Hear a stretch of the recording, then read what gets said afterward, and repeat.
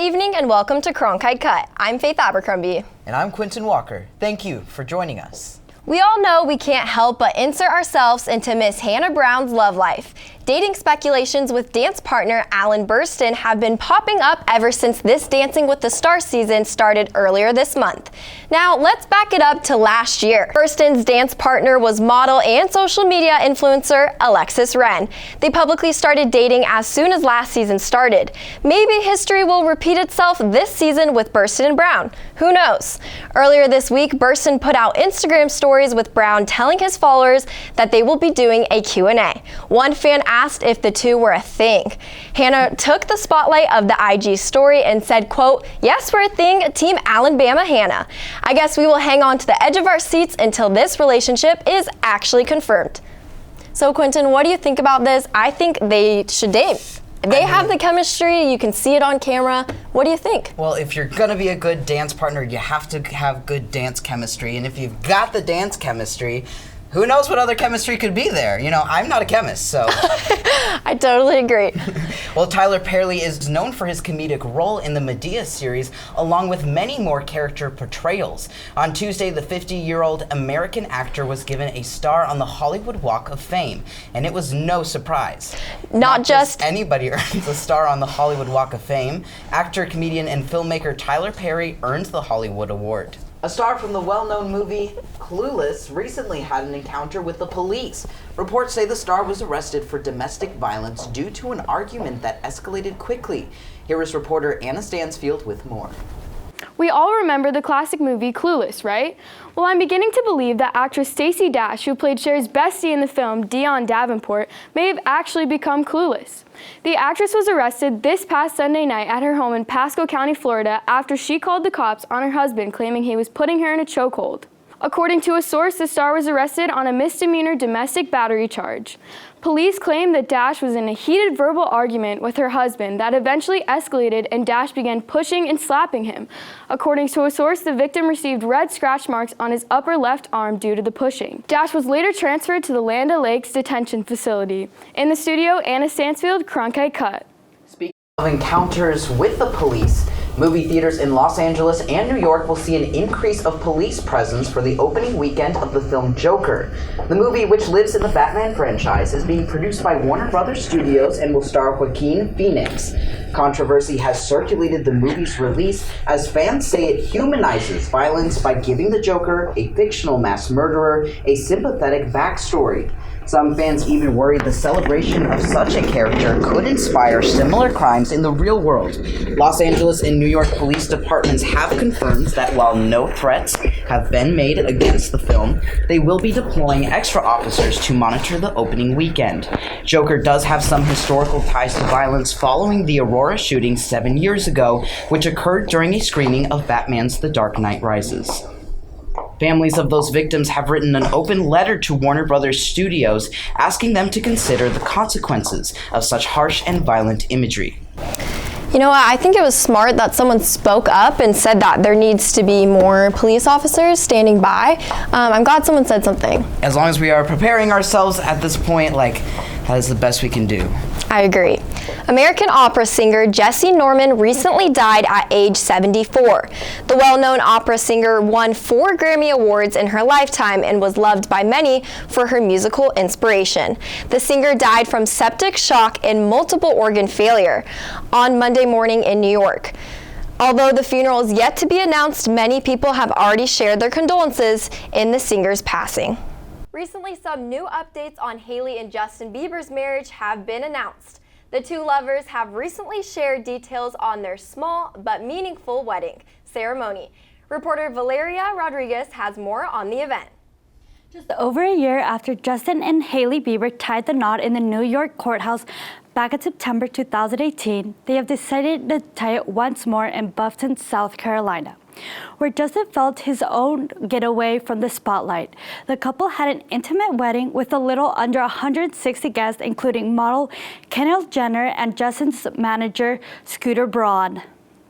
Justin posted a picture on Instagram with the caption, "Me and the wife." And the in-laws, "Thanks for letting your daughter marry a savage like me." Just hours before the ceremony, they flew to Europe to continue their love tour. I guess now Jaycen will be alone when he's all over the world. In the studio, Valeria Rodriguez, Cronkite Cut. Netflix announced that Season 4 of Stranger Things will be available for fans to watch on the network's platform.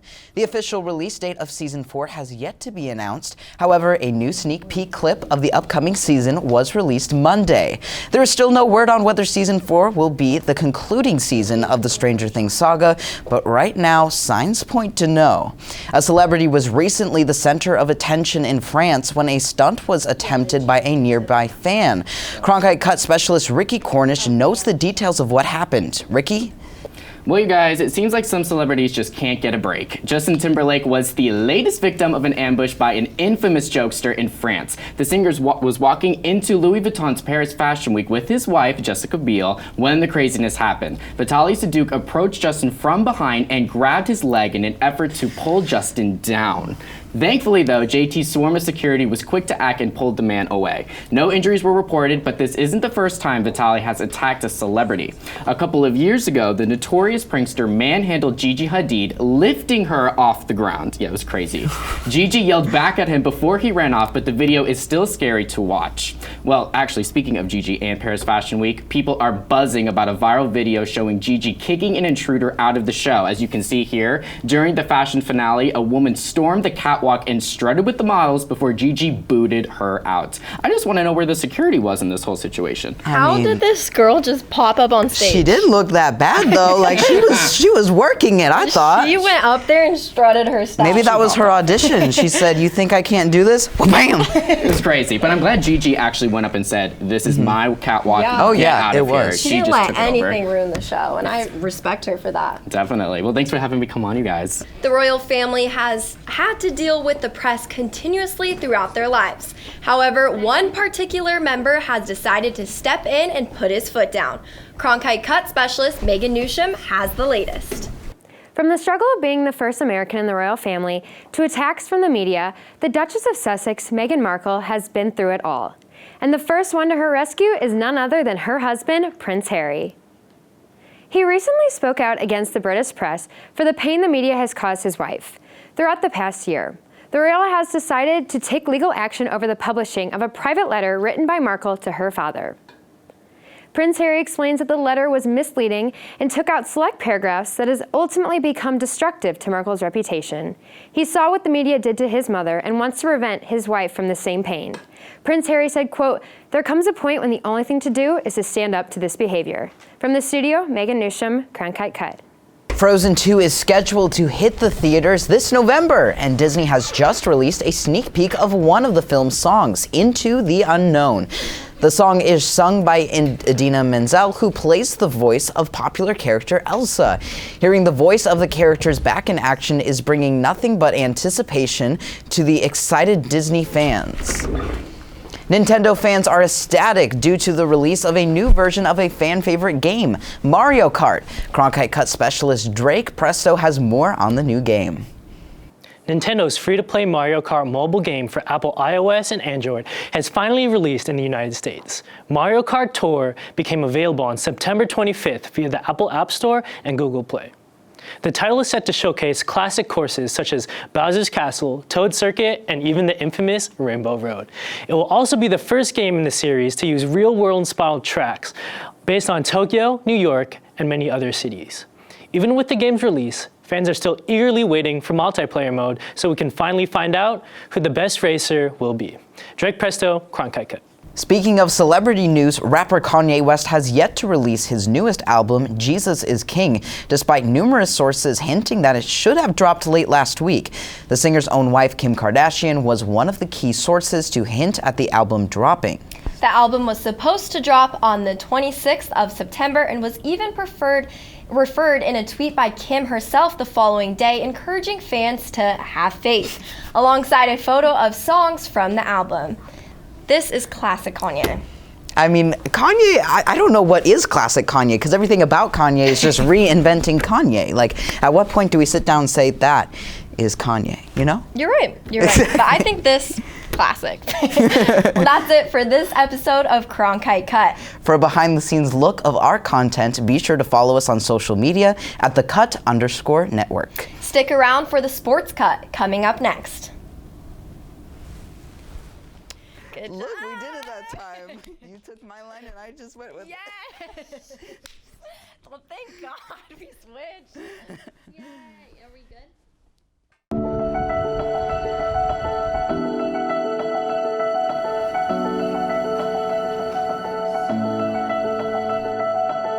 My name is Mark Lodato, and I'm the Associate Dean at the Cronkite School.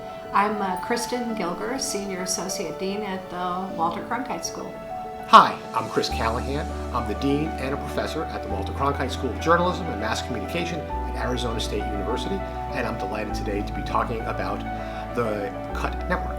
What's most exciting to me right now is that students and future journalists have the opportunity to take their career in so many different directions. When I was coming up through the journalism ranks, it was pretty much television, radio, or newspapers. But look at what you can do with these skills today. You've got traditional media outlets, but you also have all sorts of new platforms in ways in which you can be a good storyteller. And then you've also got those core skills of critical thinking, strong communication, and writing, and you can literally take that anywhere. So I like to remind students that while a media job may be the first step in their career, that career can go down all sorts of different paths over the course of time, and you can end up in a really exciting and challenging place. My favorite part about the journalism industry, pretty much everything. We just talked about this in Journalism 110 this morning, and there's so many different reasons to be excited about being a journalist, that you're providing a public service, that you're connected to your community, that you get to explore issues that you're interested in, you get to inform your community in very, very powerful ways, but also it's highly creative, and there's a significant fun factor involved, that you get the job at its essence is going out and talking to interesting people about interesting things, and then producing content around that, and that is it is unbelievably rewarding. You're going to doubt yourself sometimes. You're going to doubt whether this is even the right choice for you sometimes, and that's fine, because doubting can make you think more deeply about things, ask more questions, listen more closely, but in the end, you should follow your passion. You should follow the thing that makes you happy and excited and engaged and interested in it. Journalism does that, if public relations does that, if sports reporting does that, if creating new forms of media does that, then that's what you should do.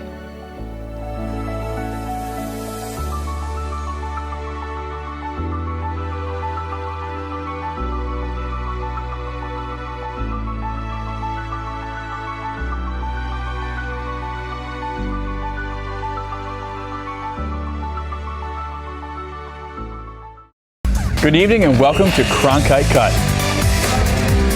Okay.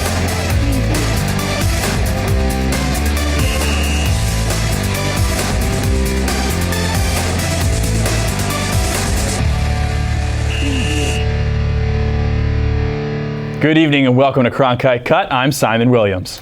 And I'm Kaylee Connors. Thank you for joining us. A new number one sits atop the AP's top 25 college football rankings, but it's far from an unfamiliar face. Previously ranked second in the country, Alabama received 29 first-place votes in this week's poll after a 51-39 win at home against Ole Miss. Crimson Tide wide receiver Devontae Smith broke out for 274 yards and 5 touchdowns. Both marks set school records for most in a game. As for strategy, it was all up in the air for the Tide as quarterback Tua Tagovailoa tossed for 418 total yards. Ole Miss quarterback John Reese Plumlee quietly tallied 109 yards and a touchdown on the ground to go with his 2 passing scores, but it was not enough as the Tide took the lead for good with 3 minutes left in the first quarter. The win pushes Alabama to 5-0 on the year and 2-0 in SEC play, giving them as convincing a case as any to be the number one team in the country. But in order to formally regain the ranking, they were given some help. Clemson, who was last week's number one, was in a back-and-forth affair on the road against ACC foe North Carolina. With just over a minute to play, UNC scored to pull within one, down 21-20. Tar Heel head coach Mac Brown opted to go for two instead of kick the extra point and head to overtime. Freshman QB Sam Howell ran a read option to the right and was promptly stuffed by Clemson's suffocating defensive line. The dramatic finish was enough for the most AP voters to knock the Tigers out of the top spot. With these two title contenders jockeying for position now, both schools have their eyes set on a run to the college football playoff, where we could see them face off for a fifth consecutive final. I mean, 5 years in a row, that is a ton. What would you think about seeing them for a fifth year? I mean, it almost speaks to the dynasty aspect of sports. Fans love seeing the David-Goliath matchup every single year, and sometimes Alabama's David, sometimes Clemson's David, and it's nice to see them go back and forth and maybe settle it in a rubber match here for the fifth time. Very true. The first transgender boxer is now the face of a boxing brand, Everlast. The company picked Patricio Manuel to be the first in his Be First campaign. Manuel said he decided to transition from female to male while recovering from a shoulder injury. He was shunned by his trainers and gym and had to fight boxing commissions for the right to participate in the sport. Last December, Manuel won his first professional match as a transgender fighter. Everlast says Manuel is now part of a new crop of trailblazers and is following in the footsteps of iconic boxers like Jack Dempsey and Sugar Ray Robinson. I just think this is another great example of just seeing athletes break barriers, and you're seeing them do things that people in the real world can't even do yet. So I just think it's one of those sports are so cool moments, you know? Right. It's an absolutely dynamic position to be in. As a professional athlete, you can be a force for change, yet still be, a person in your community. And to be able to represent your community, in this case, the transgender community, on such a prominent level is really important. Yep. The NFL is now into week 5 of their season. The Tampa Bay Buccaneers have just added a win to their record this past weekend. Here's Connor Eaton with more. This past Sunday, the Tampa Bay Buccaneers stunned all of LA and the NFL with a 55-40 win over the Rams. This game was a surprise to everyone, probably even Bucs fans, as the Rams hadn't lost a game coming into the week, and the Bucs give up an embarrassing 18-point comeback loss to the Giants the week before. The importance of finishing was stressed by Bruce Arians, the head coach of the Bucs, both before and during the game. During a post-game press conference, Arians stated, quote, "This game could have easily gone the other way, but it didn't because we finished the game to win." We'll see how the Buccaneers finish out the season, but for now, I'm Connor Eaton, Sports Cut. Football season is in full swing with basketball season just around the corner, but for many high schools across the state, today starts the esports season. 13 schools across the state have signed up to be part of the fall opening season. The teams will have 6 weeks of play, followed by a championship tournament. They'll compete in 6 titles, including Super Smash Bros. And Overwatch. School officials say esports has become a billion-dollar industry, and allowing students to gain experience with their variety of career options it opens gives them a head start going forward. What game do you think you'll be playing esports for? Maybe Smash Brothers. I mean, I know that's like a pretty typical one. I just think it's so crazy that this is where we've gone for high school activities. Like, if for so long it was video games are bad and everything, and now they're being sponsored. If you were to tell 8-year-old me that he could have a chance to play Mario Kart for school on a team and win something, I'd be ecstatic. So I might have to tell my kids something differently down the line. Odell Beckham Jr., now with the Cleveland Browns as the wide receiver, recently got into a fight with one of the Baltimore Ravens players. Julia Sandor has more on the story. This past Sunday, Odell Beckham Jr. and Marlon Humphrey took physical to a whole new level. The Browns wide receiver, Beckham, threw a punch at Ravens quarterback towards the end of the third quarter. Humphrey's reaction, though, was a bit unusual. Instead of having a fist fight, it appears that he took Beckham down and choked him on the ground. To everyone's surprise, neither were ejected from the game. This left people wondering why. The Ravens sent out a tweet saying, quote, "Close-up video shows exactly what happened and that Humphrey didn't choke him." Regardless of the tweet, Humphrey apologized to Beckham. No sources confirmed that Beckham apologized as well, but he did say that he was upset that he lost his earring. As the week unfolds, there has not been any suspensions. We'll just have to wait and see this upcoming weekend. I'm Julia Sandor, Sports Cut. Jamaican sprinter Shelly Ann Fraser-Price won the women's 100 meter at the IAAF World Athletics Championships in Doha, Qatar on Sunday. The relatively new mom went into labor while watching the women's 100 meter final at the World Championships 2 years ago, and now is the oldest woman to win an Olympic or World 100 meter title at the age of 32. I mean, women just continue to amaze me in sports. This woman had a baby. She's 32, pretty old in the sports world, not super young, and she's winning races. And it's after years of not racing as well. So I'm just impressed. Yeah, after a 3-year respite from competing at the international stage to now race in 2 this year, that's impressive to say the least. Yes. The MLB is now into postseason wildcard and division series games. Here is Harry Croton with the latest on the Nationals and Brewers. Thank you, Kaylee. The Washington Nationals pulled off a remarkable comeback win against the Milwaukee Brewers in Tuesday's National League wildcard game and will head to Los Angeles to face the Dodgers in the National League Division Series. Washington started their ace Max Scherzer opposite right-handed pitcher Brandon Woodruff, and Milwaukee struck first with a 2-run homer by catcher Yasmani Grandal in the first inning and proceeded to hold the lead through the first 7.5 innings of the ballgame.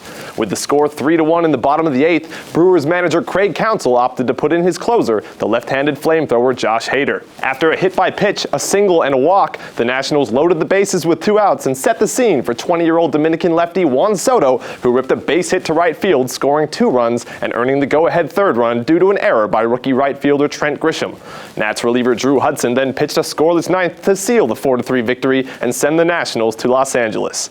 It was an unforgettable moment for Juan Soto and the Nationals and an electrifying way to begin the MLB postseason. Games 1 and 2 of the NLDS will take place Thursday and Friday, and Game 3 of the series will shift to the nation's capital on Sunday. Harry Croton, Sports Cut. Oakland Raiders linebacker Vontaze Burfict has been suspended without pay for the remainder of the season due to his helmet-to-helmet hit on Indianapolis Colts tight end Jack Doyle. The ban is the most severe punishment the NFL has ever given out for on-field conduct. Burfict has a history of violating the league's safety rules, racking up 2 3-game suspensions in a 6-year span as a Bengal because of egregious hits. These past offenses contributed to his lengthy punishment, according to NFL Vice President of Football Operations John Runyon. Burfict has filed an appeal to the league to shorten his suspensions and hopes to be heard this week. After all the trouble that the Raiders had gone through with Antonio Brown just a few short weeks ago, to have Vontaze Burfict be levied this penalty really just takes the air out of that team, I feel like, on the defensive side. Definitely, and I think it's just in true Raiders fashion that they take another risk and it blows up in their face once again. And just Vontaze Burfict, I'm worried about his future in the league. I'm worried about how he's going to handle it when he does come back, if he does come back, and how he's going to treat other players, and if this is going to happen again and another player ends up injured. Spoken like a true Chiefs fan. Here's the latest on Major League Lacrosse's new association. Emily Bernstein has the latest. You may be familiar with Major League Lacrosse. However, the 2-time MLL MVP and all-time leading scorer, Paul Rabo, collaborated with his brother and founded a new association, the Premier Lacrosse League, in hopes of changing the low wages, playing conditions, and questionable media deals for the players. The PLL's first season debuted on June 1st, 2019. What happens to be so unique about this league is that it includes a 14-week tour-based schedule taking place in 12 major cities. This league features 6 teams: the Archers, Atlas, Chaos, Chrome, Redwoods, and the Whipsnakes, each with a 26-player roster. After weeks of the greatest lacrosse players going head-to-head, the Whipsnakes, led by all-star Matt Rambo, became the PLL's first-ever champions. With the Sports Cut, I'm Emily Bernstein. Mets Pete Alonso donated his cleats to a 9/11 memorial and museum in New York on Tuesday. Those are the same cleats he ordered for his teammates who wore them on the 18th anniversary of 9/11 last month. Among other things, the cleats pay tribute to New York's police, firefighters, and the sanitation department. Alonso says the victims and families deserve to be honored by everybody. California's Governor Gavin Newsom signed legislation on Monday allowing college athletes to get paid. Take a look at this video to hear more about it. Gavin Newsom, the Democratic governor of California, signed the legislation, House Bill 270, on LeBron's The Shop show on HBO Sports. And in doing so, it allows college athletes in the state of California to make money off their image and likeness, as well as sign endorsement deals with their school's apparel company. Now, this bill would go into place in 2023, and so the NCAA now has a few years to kind of retroactively work its rules on player payment and compensation. And this is such an interesting topic right now because it does go against the NCAA's rules of how they would do eligibility and what that would look like, but it's kind of starting to take a domino effect. We're seeing other states like Colorado and Florida start to look into this and maybe implement it in their states as well. And it's a bipartisan measure. In Connecticut and North Carolina, it has been proposed by state senators. Connecticut's representative by a Democrat, Chris Murphy, and a Republican in North Carolina did the same. So it's not as charged of a political issue as some might be making it out to be, or think it might just be based off of a California rule. I think we have a lot to look forward to in the next few years with seeing what happens with the NCAA and how players are getting paid, if they will get paid. I think the future is kind of questionable at this point. It'll make things very interesting for sure. Now that's it for this edition of the Sports Cut. For a behind-the-scenes look of our content, be sure to follow us on social media at @the_cut_network. Stay tuned for an all-new Cut for News right after this.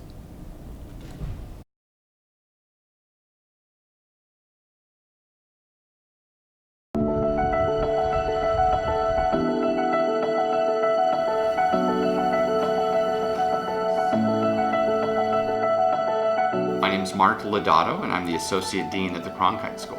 I'm Kristen Gilger, Senior Associate Dean at the Walter Cronkite School.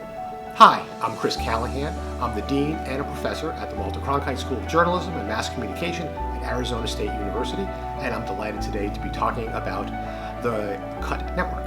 What's most exciting to me right now is that students and future journalists have the opportunity to take their career in so many different directions. When I was coming up through the journalism ranks, it was pretty much television, radio, or newspapers. But look at what you can do with these skills today.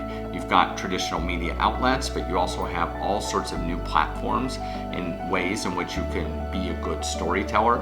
And then you've also got those core skills of critical thinking, strong communication, and writing, and you can literally take that anywhere. So I like to remind students that while a media job may be the first step in their career, that career can go down all sorts of different paths over the course of time, and you can end up in a really exciting and challenging place. My favorite part about the journalism industry, pretty much everything. We just talked about this in Journalism 110 this morning, and there's so many different reasons to be excited about being a journalist, that you're providing a public service, that you're connected to your community, that you get to explore issues that you're interested in, you get to inform your community in very, very powerful ways, but also it's highly creative, and there's a significant fun factor involved, that you get the job at its essence is going out and talking to interesting people about interesting things, and then producing content around that, and that is it is unbelievably rewarding. You're going to doubt yourself sometimes. You're going to doubt whether this is even the right choice for you sometimes, and that's fine, because doubting can make you think more deeply about things, ask more questions, listen more closely, but in the end, you should follow your passion. You should follow the thing that makes you happy and excited and engaged and interested. And journalism does that, if public relation does that, if sports reporting does that, if creating new forms of media does that, then that's what you should do.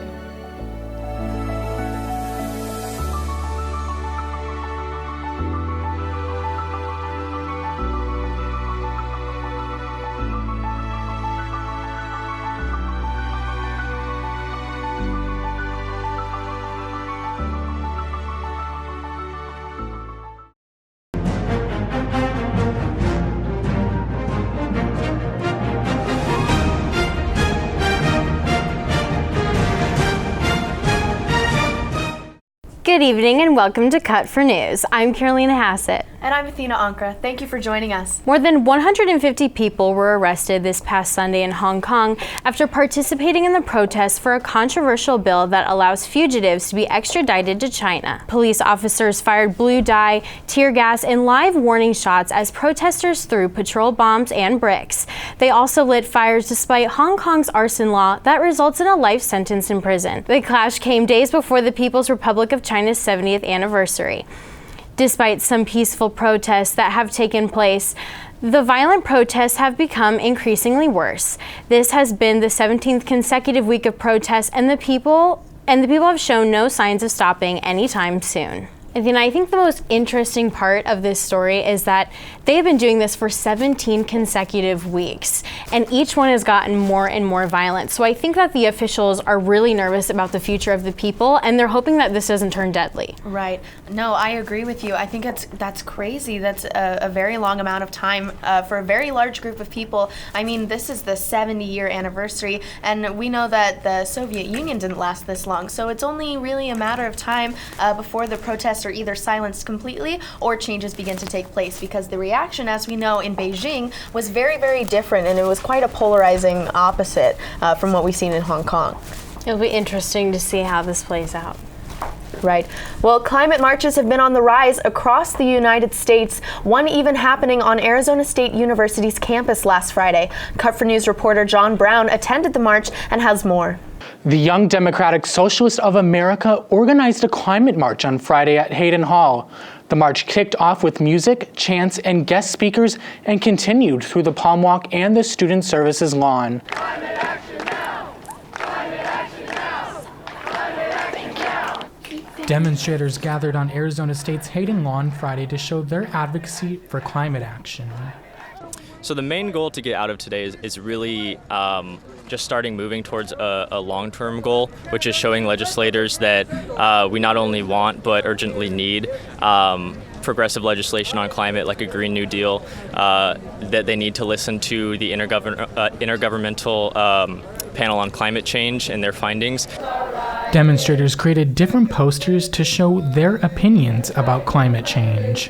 I think it's really good that ASU itself is doing a march, because it centralizes the community and not everyone is able to get to the other, like the Phoenix, like the other big city marches. Really going to need a political revolution, and it starts with more than just chants and marching, but I mean it's got to start somewhere.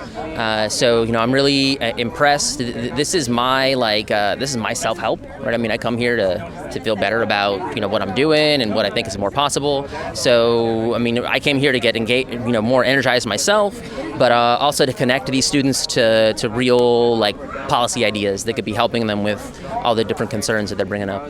And demonstrators are expected to march in the next couple of days to rally for climate change. In the studio, John Brown, Cut for News. On Monday, Trump's lawyer Rudy Giuliani was subpoenaed by the three committees investigating President Trump's interactions with Ukraine. Giuliani hired Florida attorney John Sale to represent him through the legal process, and Sale was an assistant special prosecutor through the Watergate investigation. Both Giuliani and Sale attended New York University together as law students. Giuliani has declined comment on whether he will comply to the subpoena. This is a very interesting story because it has a lot of different connections to a bunch of things that are going on right now. So we have Giuliani's connections to President Trump. We have Giuliani's connections to the prosecutor in Watergate. And we have a lot going on here. Is there anything else that you'd like to unpack here? Yeah, I mean, I think especially since they've gotten President Trump's lawyer involved now at this point, we know that this is kind of starting to turn into a really serious issue that could possibly, be kind of like shed a negative light on his campaign. So it'll be really interesting to kind of see how this ends up, and especially with the lawyer involved, that's how you know it's serious. Right. Next, we have Cut for News specialist Mia Marquez for a story in Dallas, Texas. Former Dallas police officer Amber Geiger was found guilty of murder yesterday for the shooting of her unarmed neighbor, 26-year-old Botham Jean. The incident took place in 2018 when Geiger shot John after entering his apartment that she claimed to have mistaken as her own. Today, Geiger received 10 years in prison. Prosecutors had asked for a 28-year sentence, symbolic of how old John would have been as of last Sunday. The 10-year sentence was met with boos from outside the courtroom, but in an emotional statement, John's own brother forgave Geiger and said, quote, "I want the best for you, because I know that's exactly what Botham would want." It was an emotional day for many, especially the John family. In the studio, Mia Marquez, Cut for News. Thank you, Mia, for that very powerful, emotional story. Carolina, what are your thoughts on it? Yeah, I think, honestly, it covers a lot of controversial topics, but I think the most important part was that it was a big day for his family, and I think a huge weight has probably been lifted off their shoulders now that they have closure and the justice that they deserved. Great. Yet again, another alleged attempt by President Donald Trump to elicit foreign aid for personal political gain has come to light.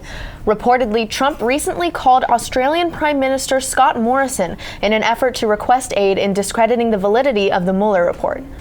Oddly enough, the White House curbed access to a transcript of the call, effectively preventing a repeat of the recent case of the president's alleged conversation with Ukrainian President Volodymyr Zelensky, as detailed in the whistleblower report.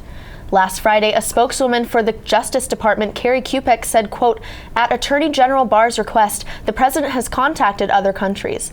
On Monday of this week, a spokesman for President Morrison stated, quote, "The Australian government has always been ready to assist and cooperate with efforts that help further shed light on the matters under investigation," end quote.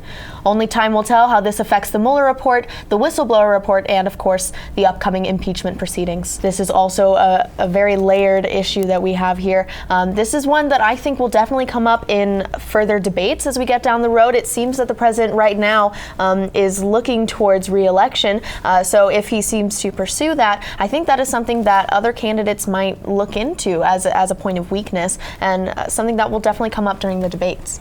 Absolutely, and I think honestly at this point, so many scandals are being thrown around, especially this close to the election. I think all of the candidates are just trying to defend their platform at this point, and I think President Trump is honestly trying to do the same. So again, this election is going to be very interesting to see how this all turns out. Yep. Now we have Cut for News specialist Ryan Tismaneski, who has a story on a scandal regarding China. Ryan? Thank you, Carolina. This past Friday, U.S. citizen Shua, also known as Edward Pong, was arrested for acting as an illegal foreign agent of China. Pong, a resident of San Francisco, worked as a tour guide showing Chinese visitors the sights of the Bay Area. His other job, however, was that of a spy. Pong would execute dead drops, the act of hiding information at a site to later be obtained by another agent, as well as deliver payments of up to $20,000 and personally bring digital cards containing confidential national security data to Beijing. The Department of Justice obtained information on Zhuhua from a double agent who would pass information to him. The multi-year FBI investigation culminated with Pong's arrest. He now faces up to 10 years in prison and a $250,000 fine. Coming from the studio, Ryan Tismaneski, The Cut for News. Thanks, Ryan. On Tuesday, the New York Times reported that President Trump suggested that migrants be shot after crossing the southern border during a meeting that took place in March. It is reported that Trump grew intense during the meeting, screaming, quote, "You are making me look like an idiot. I ran on this. It's my issue," end quote. People said to be in the meeting included Secretary of State Mike Pompeo, then Homeland Security Secretary Kirstjen Nielsen, son-in-law and presidential advisor Jared Kushner, and several other senior staff members. Next, Facebook CEO Mark Zuckerberg finds himself in the political spotlight yet again. Cut for News specialist Jamie Landers has the story. Mark Zuckerberg is back in the political arena, and this time he's taking on Elizabeth Warren. The Verge recently released an audio recording of a Facebook company meeting where Zuckerberg said he would, quote, "go to the mat to fight Warren's plans to break up tech giants," then stating he is positive he would win. Warren took the matter to Twitter, saying, quote, "What would really suck is if we don't fix a corrupt system that lets giant companies like Facebook engage in illegal anti-competitive practices." What's really interesting about this story is Warren actually isn't alone. Bernie Sanders said he would break up companies like Facebook, Amazon, and Google. Kamala Harris said breakups should be seriously considered. So why Zuckerberg is targeting Warren is unknown. But for now, this issue remains only on the social media platforms at the center of this debate. From the studio, Jamie Landers, Cut for News. Thanks, Jamie. So what's the weather look like across Arizona? Cut for News forecaster Evan Leese is in the Cronkite Weather Center tracking the latest. Thanks so much, guys. Welcome to your Cut for News weather forecast. I'm Evan Liss. Let's dive right into it. So first off, what's the scoop? So right now we're seeing, I'm sure you've noticed, below average temperatures in the valley. We've been seeing for October pretty nice weather out there. I know some people have been saying that it actually feels like fall in the valley for once. Last week we had certain parts of the Valley of the Sun waking up to lows in the 50s. So certainly probably everybody's first contact with the cooler weather in the Valley of the Sun. Now that's on tap to change, so we're going to take a look at that in just a little bit. But the humidity and activity of last week with those crazy storms Looks like it's going to end going into this week. So if your hair was all messed up, I totally feel you last week. It looks like you won't have to deal with that this week. We're going to be back to the normal dry desert heat. As for the activity, we're going to be seeing potentially some storms fire up on the New Mexico-Arizona border Thursday night into Friday. So what's coming up? What's on tap for us? It's October, happy spooky season, but it doesn't look like the weather's going to be playing any more pranks on us. The party's over for the Valley of the Sun, and for us, that means back to reality. It's going to be warming up. Now, before we get into our first ever forecast on here for October, I just wanted to take a look back. At the monsoon season, monsoon 2019, because it was something of a non-soon season. So monsoon runs from June 15th to September 30th. That's why I want to take a look at it, is because it just ended. And if there's one word to describe it this year, it was dry, folks. Phoenix Sky Harbor, it was the 5th driest on record, only helped by the big transitional weather event we had last week. Now, we counted the rainfall from that into these totals because it fell before September 30th, but it doesn't even count really as monsoonal activity. It gets even crazier, however, if you go through other parts of the state. Flagstaff seeing their driest on record, 6 inches below where they're supposed to be for this time of the year. Belmont also seeing their driest, and finally Grand Canyon Airport also the driest. So as we sit here embracing another winter coming up soon, fall I should say, we're going to be hoping and praying that Old Man Monsoon comes back next year with a little more oomph, a little bit more lightning like you see in the back right here, and hopefully put our water totals up. Luckily, we had a relatively cool and wet winter last year for the overall water table in Arizona, so we'll cross our fingers for the same thing this year. Now, as we head into October, that first forecast for it, our 5-day, we're going to be seeing, as I said, a warming trend coming up. And you can see it really clearly, 95 to 99. We start off tomorrow. It's back, people. Again, sorry, the party's over. You're going to have to get back to reality. And we're going to be seeing potentially triple digit. That's, I think, maybe spooky season. It's actually perfect for spooky season because the triple digits might scare you next week. If you put away your shorts and short sleeves, probably not a good idea because we could see we're going to be flirting with that triple digit heat on Monday, that early portion of next week. And we're going to be seeing those overnight lows go up as well. We're going to be staying dry and storm free, as I said, so not as exciting as last week. However, get those shades, get those sunglasses, get the sunscreen back out, and the shorts. Back to you guys. Thank you, Evan. Now, to close this show, we have this week's edition of A Political Discussion. On Tuesday, a federal judge blocked a California law requiring President Trump to release his tax returns. Wow, this one's very interesting. We read up on this a little bit before the show, so we have the return of the tax return debate with President Trump. This one, I think, is more of an issue about transparency, especially as we're reaching candidate season, we're reaching 2020 election season. We're seeing a lot of desperation from any citizen who's a voting participant. They're wanting to see that transparency and they're wanting to gain that trust back from the candidate that they're looking to vote for. So I think this plays a major role in that, in the release, or rather the not release, as we've seen, of the tax returns. Absolutely, and we think it's kind of interesting that Trump is kind of refusing to give up his tax returns, and I think that is very interesting, and I'm kind of just excited to see like how this plays out and like why, you know, if he has explanations as to why he doesn't want to give up his tax returns. So again, this election is going to be very, very interesting, so everybody buckle up. That is all we have time for today. I'm Carolina Hassett. And I'm Athena Ankra. Thank you for watching The Cut for News. See you next week.